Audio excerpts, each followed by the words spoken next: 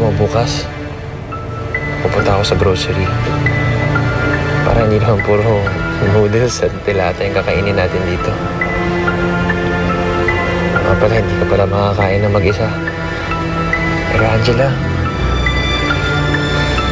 willing akong pagsilbihan kita.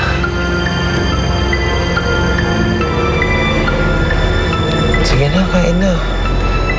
Hindi, mahihina ka, Angela. Di ba yun naman ang ginagawa mo sa akin, Norman? Inaalisan mo ko ng lakas. Tinatanggal mo sa akin ang pagkatao ko. Hindi mo ako pag-aari, Norman. Pag-aari kita.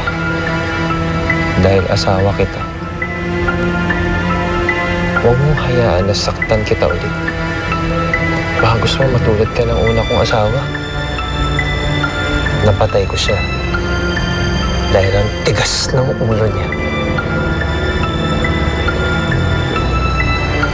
Kaya kung ako sa'yo, sumunod ka na lang.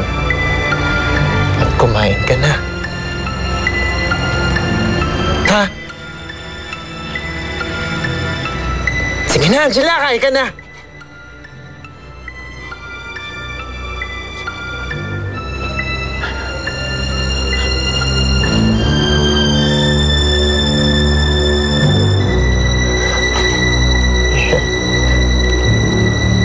Sarap naman, di ba?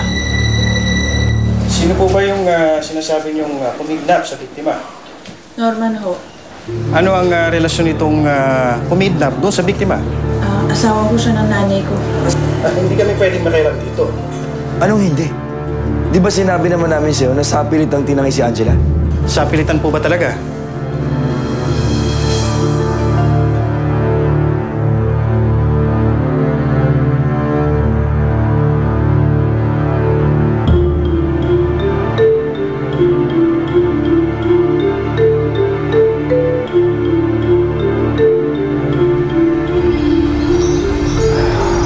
Kumusta ka na kaya, mahal kong Kara? Ano na nangyayari sa'yo? Naguguluhan talaga ako eh. Ang laki ng galit ko sa mga magulang mo. Pero mahal kita. Hindi ko na alam kung anong gagawin ko.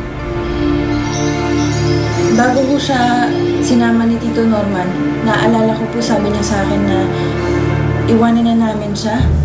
Pero alam ko ho na sinabi niya lang yun para protektahan kami ni Itay. Domestic problem po ito. Hindi po namin pwedeng kasuhan ng kidnapping yung Norman dahil kusa po siyang sumama doon sa kanyang asawa. Ayon po sa inyong sinabi. Hira naman. Sinabi na naman namin sa'yo na masamang tao to si Norman eh. Sir, huwag naman ho kayo magtataas ng boses sa amin. Ginagawa naman po namin ang trabaho namin. Anong ginagawa? Hindi ayaw nyo nga kami tulungan eh. Mang Nato, labas po muna tayo. Kaya labas ko lang po muna.